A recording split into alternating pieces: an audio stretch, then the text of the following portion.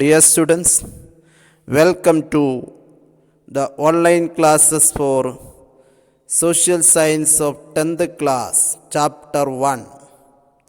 In the last video, we discussed about Chandragupta Maurya and Bindusara. Now in this video, we are going to learn about Ashoka the great successor of Bindusara, and his policy of Dhamma in detail. I explained the topic in a simple way through the slides and hope that you can understand all the points related to Ashoka and his empire through this video. We can start today's discussion with an introduction to Ashoka. Ashoka's period is starting after the death of his father in 272 or 273, or his period was for 40 years, 272 to 233 BC.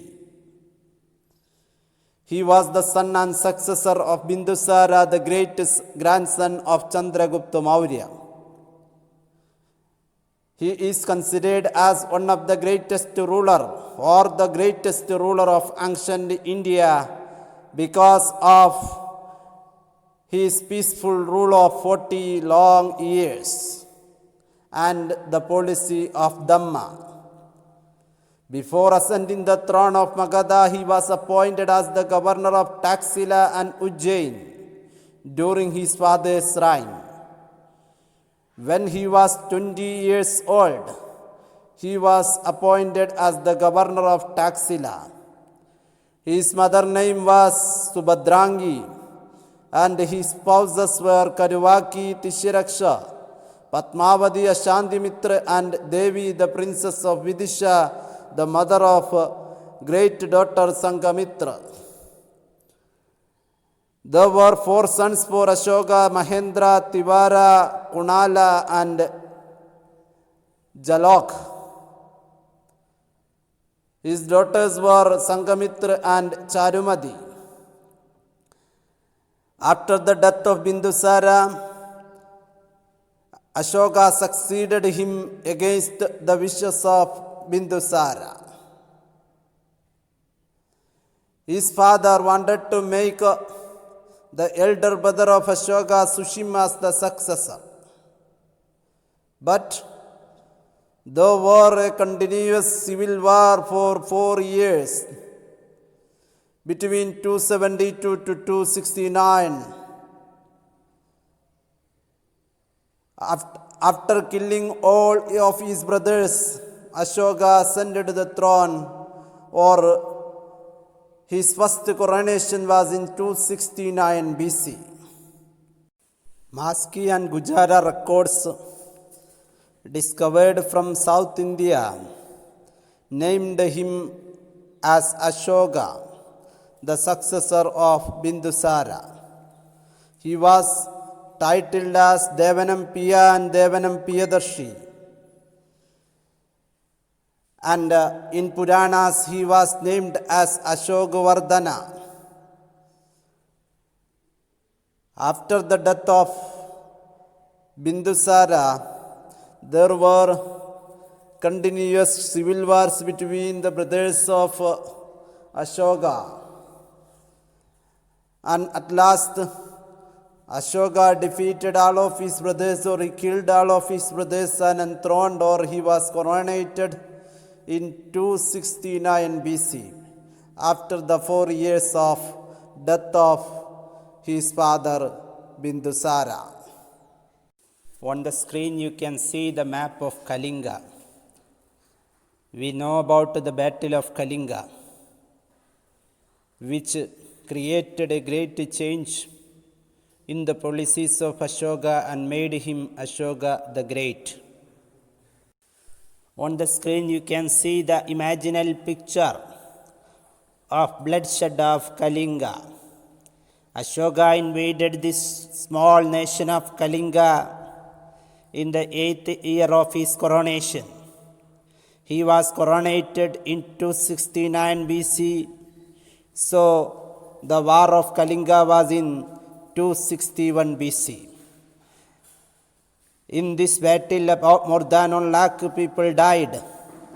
As per the Hathikumba inscriptions, Nandaraj was the ruler of Kalinga at that time. Now to the results of Battle of Kalinga. In the Battle of Kalinga, Ashoka defeated Nandaraj, the ruler of Kalinga, and made Doli or Toshali as the capital of Kalinga. The main result of this battle was the influence upon the life of Ashoka. After the battle of Kalinga, Ashoka renounced or Ashoka left the weapons. Instead of Beri Ghosh, he declared Dhamma Ghosh. It was the main change or important result of battle of Kalinga. Ashoka converted to Buddhism and adopted Dhamma Ghosh instead of Beri Ghosh.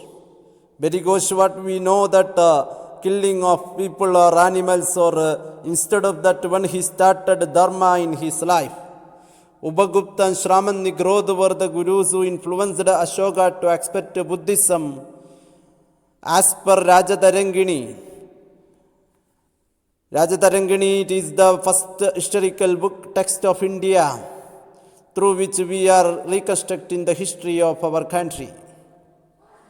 Ashoka was a worshipper of Shiva before embracing Buddhism. And after that one he came under the influence of Mughalaputra Tissa, the famous Buddhist monk of Pataliputra. And he converted Ashoka to Buddhism. Next topic is Ashoka's contribution to spread the Buddhism. We know that Ashoka was a great ruler who worked to spread Buddhism around the world. He built 4 caves for the residents of Ajivikas. Ajivikas were a group of philosophers of Buddhism at Barabar Hills in Sultanpur of Bihar. Sudama, Chopar, Vishwa Chopadi and Karna were the names of these caves which were built by Ashoka as the residents of Ajivikas in Barabar Hills. As next, Ashoka visited important pilgrimage centers of Buddhism in his lifetime. In the 10th year of his coronation, Ashoka visited Bodh Gaya, the place where Buddha got enlightenment or Buddhism started. He also visited Lumbini, the birthplace of Lord Buddha, in the 20th year of his coronation. On the screen you can see the pictures of these two, that Bodh Gaya and Lumbini. Ashoka himself called as Buddha Shakya, or the supporter of Buddha. He started a new policy of moral development of the mankind named Dhamma. This policy made him famous. Before the period of Ashoka, king used to go for Vihara Yatras or travels for hunting. In place of such travels, he arranged Dhamma Yatras to Buddhist pilgrimage centers and Brahmins, in which Brahmins and Shramanas and needy people were given gold in charity. Or this Dhamma Yatras, it was for the spread of Buddhism and the ideals of his Dhamma. Ashoka's contribution to spread the Buddhism. During Ashoka's period, the state employees, Pradeshikas, Rajuks and Yuktas were sent on travel for the propagation of religion every fifth year. His own officers he sent for the propagation of religion of Buddhism. This was called Anusandhan. Like this, in the 13th year of his coronation, Ashoka appointed Dhamma Mahamatras. Their major responsibility of Dharma Mahamatras was to spread Buddhism.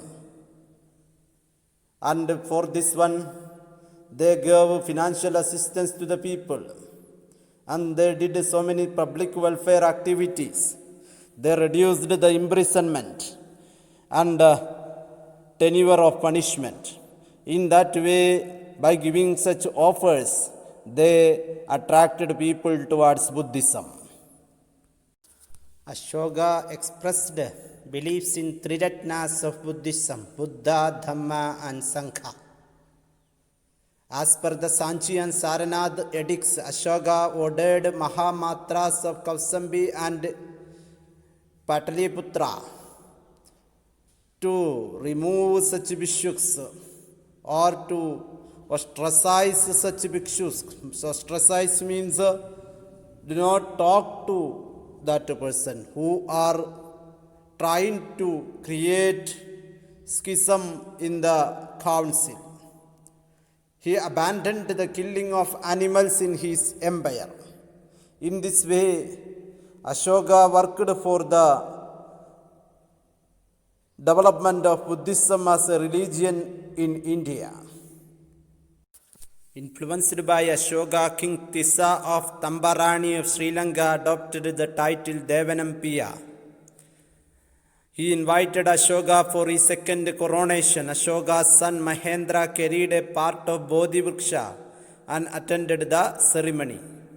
He also sent Sanghamitra to spread Buddhism in Sri Lanka. Like this, Ashoka was a great ruler who propagated the religion of Buddhism all over India and other parts of the world.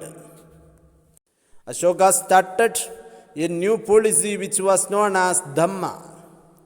Dhamma was a policy which was made for the moral development of the people. He explained this policy of Dhamma in 2nd and 7th edicts.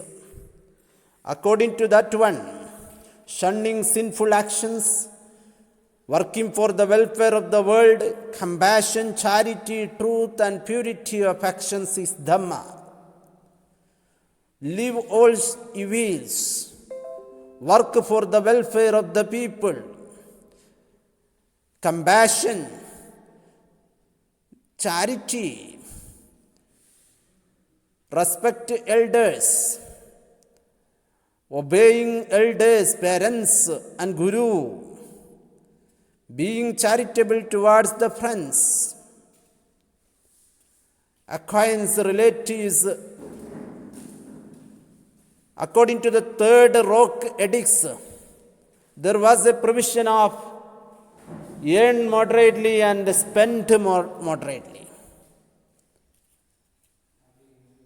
According to this policy of Ashoka, or through this Dhamma, Ashoka established a system which was which was created a situation that there was no need of any security or police system in his empire because people were morally developed during the time of Ashoka.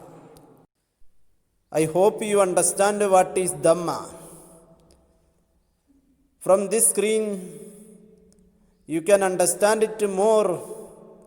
Dhamma is a Prakrit word which is same to Dhamma in Sanskrit, which means religious duty. This one, it is for the development of humanity, inspired by human values, code of conduct based on the teachings of Lord Buddha. Ashoka spent his entire life to spread his Dhamma. The important principles of his Dhamma were people live in peace and harmony, or it means work for the welfare of the people. Next one, ahimsa, non-violence, non-injury to living creatures. Don't kill animals. Third one, love, tolerance and respect towards other religions. Fourth one, to the children obey elders, and elders want to understand the children. Fifth one, be truthful, charitable, kind to all, even servants and slaves. Or from this screen, you can simply understand that this Dhamma of Ashoka means the policies which he established for the moral development of the people throughout his empire. With this one, we can conclude the studies on Ashoka and this video also. We have two more topics remaining in this part: Ashoka's edicts and successes of Ashoka. We will discuss it in the next video, and the studies related to administrative system of Mauryas also will be there in the next week. I hope that you are getting all the ideas related to the chapter through these videos. You have to remember the names of Ashoka, Ubagupta, Shraman Nigrodh, Mogaliputra Tissa. Then we have to learn what is Anusandhan, Dhamma Mahamatras, Dhamma Yatras, and what is Dhamma. The names of the 4 caves made by Ashoka. Learn all these things and understand it very well. In Puranas, Ashoka was named as Ashokavardhan, and he was entitled as Devanampiya and Devanampiya Dashi. If you have any doubt, you can contact through the study online application and subscribe my channel. Thank you. Have a nice day.